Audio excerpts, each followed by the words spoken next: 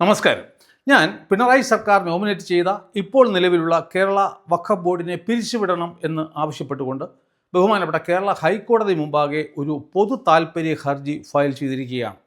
എന്തുകൊണ്ടാണ് ഞാൻ അത്തരത്തിലുള്ള ഒരു ഹർജി ഫയൽ ചെയ്തത് എന്നും അതിലെ അന്തിമ വിധി എന്തായിരിക്കുമെന്ന് നിങ്ങൾക്ക് തന്നെ ഒരു ധാരണ ഉണ്ടാകാനും വേണ്ടിയിട്ടാണ് ഞാൻ ഈ വീഡിയോ ചെയ്യുന്നത്. പിണറായി വിജയൻ അധികാരത്തിൽ നിന്നും പുറത്തു പോകുന്നതിന് തൊട്ട് മുമ്പായിട്ട് എല്ലാ നിയമങ്ങളെയും കാറ്റിൽ പറത്തിക്കൊണ്ട് തന്നിഷ്ടപ്രകാരം 5 വർഷം കാലാവധിയുള്ള കേരള വഖഫ് ബോർഡിനെ അതിൽ സ്വന്തം ആൾക്കാരെ തിരികെ കയറ്റിക്കൊണ്ട് ഉണ്ടാക്കുകയാണ് ചെയ്തത്.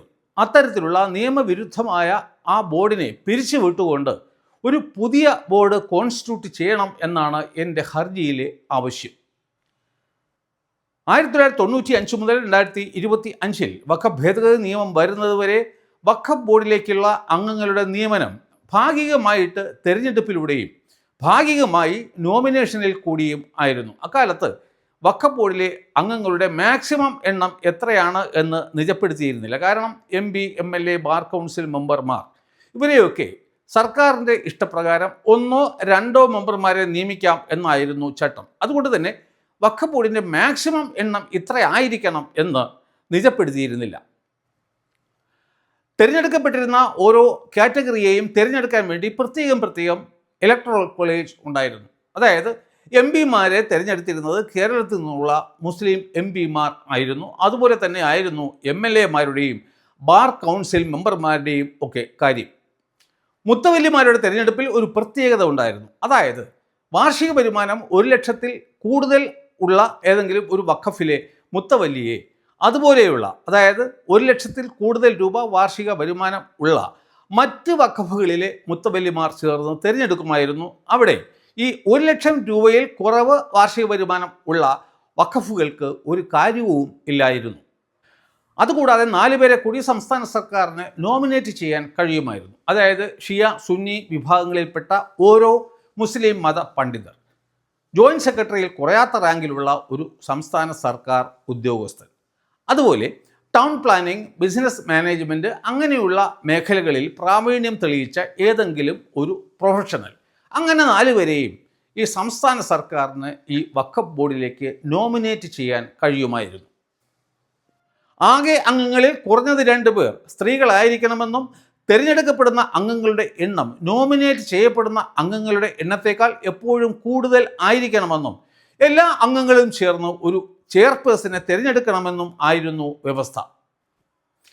അത്തരത്തിലുള്ള വഖഫ് ബോർഡിലെ ഏറ്റവും വലിയ അപാകത എന്ന് പറയുന്നത് മുസ്ലിം മതത്തിന് അടിയിൽ ബാക്ക്വേർഡായിട്ടുള്ള ഒട്ടനേകം സബ്സെക്സ് കമ്മ്യൂണിറ്റീസ് ഉണ്ടെങ്കിലും, ഉദാഹരണത്തിന് ഷിയ, ബോറ, അഗാഖാനി തുടങ്ങിയ സബ്സെക്സ് ഉണ്ടായിരുന്നിട്ടും കാലാകാലങ്ങളിലായിട്ട് ഈ വഖഫ് ബോർഡിലേക്ക് തിരഞ്ഞെടുക്കപ്പെട്ടിരുന്ന ആൾക്കാർ സുന്നി വിഭാഗത്തിൽപ്പെട്ട പണവും രാഷ്ട്രീയ സ്വാധീനവും ഉള്ള ആൾക്കാർ മാത്രമായിരുന്നു. നാം MPമാരുടെയും MLAമാരുടെയും ബാർ കൗൺസിൽ മെമ്പർമാരുടെയും ഒക്കെ കാര്യം എടുക്കുകയാണ് എന്നുണ്ടെങ്കിൽ അവരൊക്കെ തന്നെ സ്വാഭാവികമായിട്ടും ഈ പണവും സമ്പത്തും അതുപോലെ തന്നെ രാഷ്ട്രീയ സ്വാധീനവും ഉള്ള ആൾക്കാർ ആയിരുന്നു. ഇനി മുത്തവല്ലിമാരുടെ കാര്യം എടുക്കുകയാണെങ്കിൽ 1 ലക്ഷം രൂപയിൽ കൂടുതൽ വാർഷിക വരുമാനമുള്ള ഏതെങ്കിലും ഒരു വഖഫിലെ മുത്തവല്ലിയെ അതുപോലെയുള്ള 1 ലക്ഷം രൂപയിൽ കൂടുതൽ വരുമാനമുള്ള വഖഫുകളിലെ മുത്തവല്ലിമാർ ചേർന്ന് തിരഞ്ഞെടുക്കണം ആയിരുന്നു. അതുകൊണ്ട് തന്നെ അവിടെ ഈ ബാക്ക്വേർഡായിട്ടുള്ള മുസ്ലിം കമ്മ്യൂണിറ്റിക്കോ 1 ലക്ഷം രൂപയിൽ കുറവ് വാർഷിക വരുമാനമുള്ള വഖഫുകളിലെ മുത്തവല്ലിമാർക്കോ അവിടെ യാതൊരു വിധത്തിലും ഉള്ള കാര്യവും ഉണ്ടായിരുന്നില്ല. അത്തരത്തിലുള്ള ഒരു അപാകത പരിഹരിക്കാൻ വേണ്ടിയിട്ടാണ് 2025 വഖഫ് ഭേദഗതി നിയമത്തിൽ വഖഫ് ബോർഡിലെ അംഗങ്ങളുടെ മാക്സിമം എണ്ണം 11 ആയിട്ട് നിജപ്പെടുത്തുകയും ആ 11 അംഗങ്ങളെയും ഈ ഇലക്ഷൻ സമ്പ്രദായം മാറ്റി വച്ചിട്ട് ആ 11 അംഗങ്ങളെയും സംസ്ഥാന സർക്കാർ തന്നെ നോമിനേറ്റ് ചെയ്യണം എന്നുള്ള വ്യവസ്ഥയും കൊണ്ടുവന്നത്. അങ്ങനെ വരുമ്പോൾ സർക്കാരിന് എല്ലാവർക്കും പ്രാതിനിധ്യം കിട്ടണം എന്നുള്ള ഉദ്ദേശ്യത്തോടു കൂടി ഓരോരോ ആൾക്കാരെ ഈ വഖഫ് ബോർഡിലേക്ക് നോമിനേറ്റ് ചെയ്യാൻ സാധിക്കും. അതുകൊണ്ടാണ് അത്തരത്തിലുള്ള ഒരു ഭേദഗതി കൊണ്ടുവന്നത്. 1995 വഖഫ് ആക്ട് പ്രകാരവും 2025 വഖഫ് ഭേദഗതി നിയമപ്രകാരവും ഒരാളെ വഖഫ് ബോർഡിലേക്ക് നിയമിച്ചു കഴിഞ്ഞാൽ പിന്നെ അയാളുടെ കാലാവധി 5 വർഷമാണ്. അതിനിടയ്ക്ക് അയാളെ മാറ്റാൻ കഴിയില്ല. അല്ലാത്ത പക്ഷം വഖഫ് ആക്ടിലെ സെക്ഷൻ 16 പ്രകാരമുള്ള എന്തെങ്കിലും കാരണത്തിൻ്റെ അടിസ്ഥാനത്തിൽ വേണമെങ്കിൽ മാറ്റാം. അതായത് അയാളുടെ സ്ഥിരബുദ്ധി നഷ്ടപ്പെടുക, അല്ലെങ്കിൽ ഏതെങ്കിലും ഒരു ക്രിമിനൽ കേസിൽ 2 വർഷത്തിൽ കൂടുതൽ ശിക്ഷിക്കപ്പെടുക, അങ്ങനെയൊക്കെയുള്ള കാരണങ്ങൾ ഉണ്ടെങ്കിൽ മാത്രമേ അയാളെ ആ സ്ഥാനത്ത് നിന്നും മാറ്റാൻ സാധിക്കൂ. 19/12/2019 ഉത്തരവിൻ പ്രകാരമാണ് പഴയ വഖഫ് ബോർഡ് നിലവിൽ വന്നത്. അതുകൊണ്ട് സ്വാഭാവികമായിട്ടും അതിൻ്റെ കാലാവധി 18/12/2024 അവസാനിച്ചു. എന്നിട്ടും പിണറായി വിജയൻ പുതിയ ഒരു വഖഫ് ബോർഡിനെ കോൺസ്റ്റിറ്റ്യൂട്ട് ചെയ്തില്ല. അദ്ദേഹം കരുതി താൻ നിയമിച്ച ആൾക്കാരാണല്ലോ അവിടെ ഇരിക്കുന്നത്, അവർ തുടരട്ടെ എന്ന് അദ്ദേഹം കരുതി. അങ്ങനെ ഇരിക്കുമ്പോഴാണ് 2025 ഏപ്രിൽ മാസം 8-ാം തീയതി പുതിയ വഖഫ് ഭേദഗതി നിയമം നിലവിൽ വന്നത്. അത് ഭരണഘടനാ വിരുദ്ധമാണെന്ന് പറഞ്ഞുകൊണ്ട് മുസ്ലിം ലീഗിൻ്റെ നേതൃത്വത്തിൽ ഒരുപിടി ആൾക്കാർ ബഹുമാനപ്പെട്ട സുപ്രീം കോടതിയെ സമീപിച്ചു. സുപ്രീം കോടതി വിഷയം പരിഗണിച്ചു. അതിനുശേഷം 15/9/2025 ഒരു ഇടക്കാല ഉത്തരവിട്ടു. ബഹുമാനപ്പെട്ട സുപ്രീം കോടതി ഈ പുതിയതായി കൊണ്ടുവന്ന ഭേദഗതികളെ ഒന്നും തന്നെ ഭരണഘടനാ വിരുദ്ധമായി കാണുകയോ അതിനെ സ്റ്റേ ചെയ്യാൻ തയ്യാറാകുകയോ ഉണ്ടായില്ല. ഇടക്കാല ഉത്തരവ് വന്നതിന് ശേഷവും പിണറായി വിജയൻ പുതിയ വഖഫ് ബോർഡിനെ കോൺസ്റ്റിറ്റ്യൂട്ട് ചെയ്തില്ല. എന്നാൽ അധികാരത്തിൽ നിന്നും പടിയിറങ്ങുന്നതിന് കൃത്യം 2 മാസം മുമ്പ് അദ്ദേഹം വഖഫ് ബോർഡിനെ പുനഃസംഘടിപ്പിച്ചു. അതായത് താൻ തിരിച്ച് അധികാരത്തിൽ വന്നില്ല എങ്കിൽ പോലും, LDF അധികാരത്തിൽ വന്നില്ലെങ്കിലും താൻ നിയമിക്കുന്ന തൻ്റെ ആൾക്കാർക്ക് അടുത്ത 5 വർഷത്തേക്ക് വഖഫ് ബോർഡിൽ തുടരാൻ സാധിക്കും എന്നുള്ള ഒറ്റ കാരണത്താലാണ് അദ്ദേഹം അത്തരത്തിൽ ഒരു ഉദ്യമത്തിന് മുതിർന്നത്. അല്ലാത്ത പക്ഷം പുതിയ ഒരു സർക്കാർ വന്നതിന് ശേഷം അവരുടെ ഇഷ്ടപ്രകാരം ഒരു വഖഫ് ബോർഡിനെ കോൺസ്റ്റിറ്റ്യൂട്ട് ചെയ്യട്ടെ എന്ന് അദ്ദേഹത്തിന് കരുതാമായിരുന്നു. പക്ഷേ അതുണ്ടായില്ല.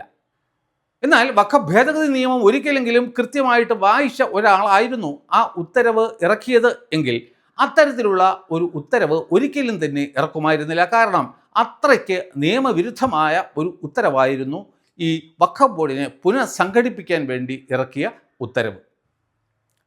2025 വഖഫ് ഭേദഗതി നിയമത്തിലെ ഏറ്റവും വിവാദപരമായ വ്യവസ്ഥ എന്ന് പറയുന്നത് ഈ 11 അംഗങ്ങളിൽ എക്സ് ഒഫിഷ്യോ മെമ്പർമാരെ കൂടാതെയുള്ള അംഗങ്ങളിൽ കുറഞ്ഞത് 2 കൂടിയാൽ 3 പേരോ നോൺ മുസ്ലിംസ് ആയിരിക്കണം എന്നുള്ളതാണ്.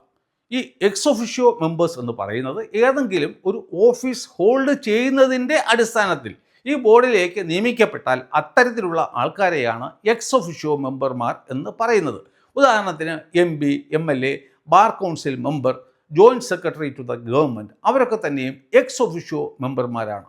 ഇനി അത്തരത്തിലുള്ള എക്സ് ഒഫിഷ്യോ മെമ്പർമാരിൽ ആരെങ്കിലും നോൺ മുസ്ലിമുകൾ ഉണ്ടെങ്കിൽ പോലും അത് കണക്കിലെടുക്കാതെ അഡീഷനായിട്ട് 2 നോൺ മുസ്ലിംസ് മെമ്പർമാരെ മിനിമം നോമിനേറ്റ് ചെയ്തിരിക്കണം എന്നാണ് പുതിയ നിയമത്തിലെ വ്യവസ്ഥ.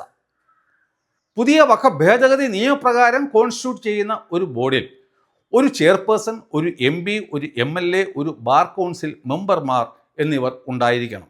അവരാരും തന്നെ മുസ്ലിമുകൾ ആയിരിക്കണം എന്ന് ഒരു നിർബന്ധവും ഇല്ല. നിർബന്ധമായിട്ട് മുസ്ലിമുകൾ ആയിരിക്കേണ്ടത് ഒരു മുത്തവല്ലി, ഒരു മുസ്ലിം മത പണ്ഡിതൻ, കൂടാതെ പഞ്ചായത്ത്, മുനിസിപ്പാലിറ്റി എന്നിവിടങ്ങളിലേക്ക് തിരഞ്ഞെടുക്കപ്പെട്ട ഏതെങ്കിലും 2 ജനപ്രതിനിധികൾ. ഇവരിൽ കുറഞ്ഞത് 2 പേർ സ്ത്രീകൾ ആയിരിക്കണം എന്നുള്ള നിബന്ധനയും ഉണ്ട്.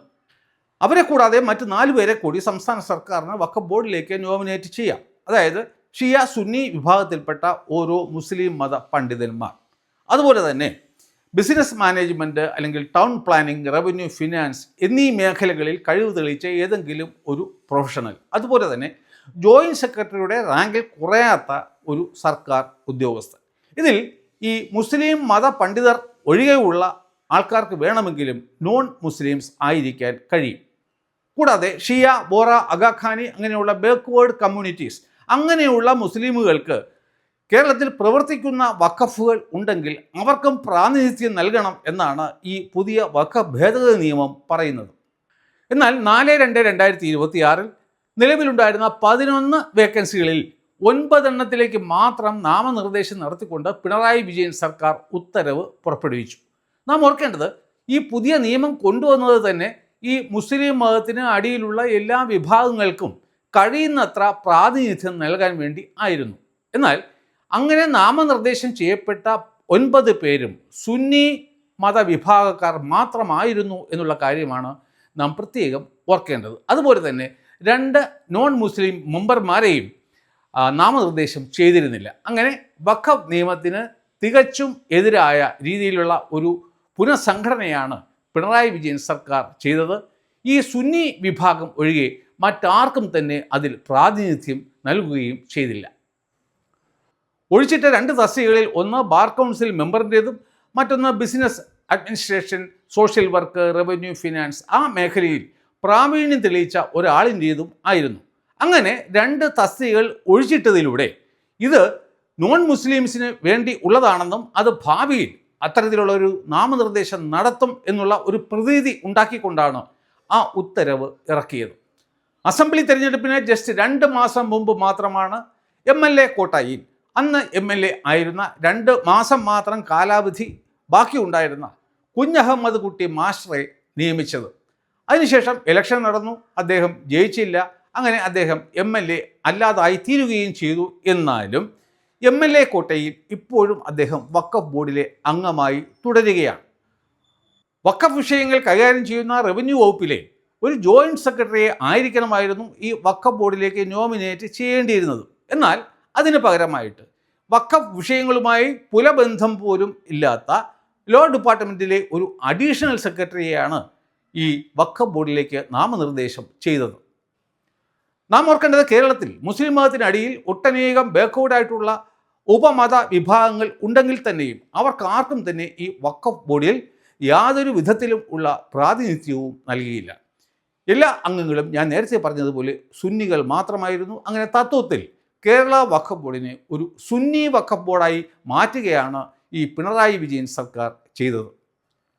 2 നോൺ മുസ്ലിം മെമ്പർമാരെ നിയമിക്കേണ്ടതുണ്ട് എങ്കിലും ഇന്നത്തെ സാഹചര്യത്തിൽ അത്തരത്തിലുള്ള ഒരു നിയമനം സാധ്യമല്ല. കാരണം എന്താണെന്ന് വെച്ച് കഴിഞ്ഞാൽ, ഒരാളെ വേണമെങ്കിൽ ഞാൻ നേരത്തെ പറഞ്ഞ പ്രൊഫഷണൽ ആ വേക്കൻസിയിൽ നിയമിക്കാം, മറ്റൊരാളെ ഈ ബാർ കൗൺസിൽ വേക്കൻസിയിൽ നിയമിക്കാൻ കഴിയില്ല. കാരണം എന്താണെന്ന് വെച്ച് കഴിഞ്ഞാൽ അതൊരു എക്സ് ഒഫിഷ്യോ പോസ്റ്റാണ്. അപ്പോൾ നിയമം പറയുന്നത് എന്താണെന്ന് വെച്ച് കഴിഞ്ഞാൽ എക്സ് ഒഫിഷ്യോ പോസ്റ്റിനെ ഒഴിവാക്കിക്കൊണ്ട് വേണം 2 നോൺ മുസ്ലിം മെമ്പർമാരെ നിയമിക്കേണ്ടത് എന്നാണ്.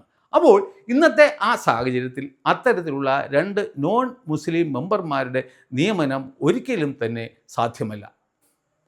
അപ്പോൾ 2 നോൺ മുസ്ലിം മെമ്പർമാരെ നിയമിച്ചുകൊണ്ട് ഈ പ്രശ്നം പരിഹരിക്കുക സാധ്യമല്ല. അതുപോലെ തന്നെ MLA അല്ലാത്ത ഒരാളെയും ഈ വഖഫ് വിഷയം കൈകാര്യം ചെയ്യാത്ത ലോ ഡിപ്പാർട്ട്മെൻറ്റിലെ ഒരു അഡീഷണൽ സെക്രട്ടറിയെയും വച്ചുകൊണ്ട് ഈ വഖഫ് ബോർഡിന് മുന്നോട്ട് പോകാനും സാധിക്കില്ല. അതിനാൽ ഏക പരിഹാരമാർഗം എന്ന് പറയുന്നത് നിയമവിരുദ്ധമായി പ്രവർത്തിക്കുന്ന ഇപ്പോഴത്തെ വഖഫ് ബോർഡിനെ പിരിച്ചുവിട്ടുകൊണ്ട് വഖഫ് ആക്റ്റിൽ പറയും പ്രകാരമുള്ള ഒരു പുതിയ വഖഫ് ബോർഡിനെ റീകോൺസ്റ്റിറ്റ്യൂട്ട് ചെയ്യുക എന്നുള്ളതാണ് ഏക പരിഹാര മാർഗം. അതിനു വേണ്ടിയിട്ടാണ് ഞാൻ ഹർജി നൽകിയിരിക്കുന്നത്. ഒരു സ്റ്റാറ്റ്യൂട്ട് പ്രകാരം ഒരു ബോഡിയെ കോൺസ്റ്റിറ്റ്യൂട്ട് ചെയ്യുന്നതിന് പ്രത്യേക മാർഗനിർദ്ദേശങ്ങൾ ഉണ്ട് എങ്കിൽ അത് 100% പാലിച്ചുകൊണ്ട് മാത്രമേ അത്തരത്തിലുള്ള ഒരു ബോഡി കോൺസ്റ്റിറ്റ്യൂട്ട് ചെയ്യാൻ സർക്കാരിന് സാധിക്കും. അല്ലെങ്കിൽ വേണമെങ്കിൽ അത്തരത്തിലുള്ള ഒരു ബോഡി കോൺസ്റ്റിറ്റ്യൂട്ട് ചെയ്യാതിരിക്കാം. അപ്പോൾ ഇവിടെ എന്താണ്, 11 അംഗങ്ങളാണ് വഖഫ് ബോർഡിൽ വേണ്ടത്. അതിൽ 9 പേരെ മാത്രമാണ് കേരള സർക്കാർ നാമനിർദ്ദേശം നടത്തിയത്. അപ്പോൾ തന്നെ പ്രഥമ ദൃഷ്ട്യാ അത് ഈ വഖഫ് ആക്ട് പ്രകാരമുള്ള ഒരു വഖഫ് ബോർഡ് അല്ല. അതുകൊണ്ട് തന്നെ അത് പ്രവർത്തിക്കുന്നത് നിയമവിരുദ്ധമായിട്ട് ആണ്. അതിന് നിയമപരമായി പ്രവർത്തിക്കാനുള്ള യാതൊരു വിധത്തിലുമുള്ള അവകാശമോ അധികാരമോ ഇല്ല. അപ്പോൾ ഇതാണ് എൻ്റെ ഹർജി. അപ്പോൾ ഈ വിഷയത്തിൽ നിങ്ങളുടെ അഭിപ്രായം എന്താണെന്ന് അറിഞ്ഞാൽ കൊള്ളാം. നിങ്ങളുടെ അഭിപ്രായങ്ങൾ കമൻറ്റ് ബോക്സിൽ രേഖപ്പെടുത്തുക. അടുത്ത ഇതുപോലുള്ള മറ്റൊരു വീഡിയോയുമായി വീണ്ടും കാണുന്നതുവരെ നന്ദി, നമസ്കാരം.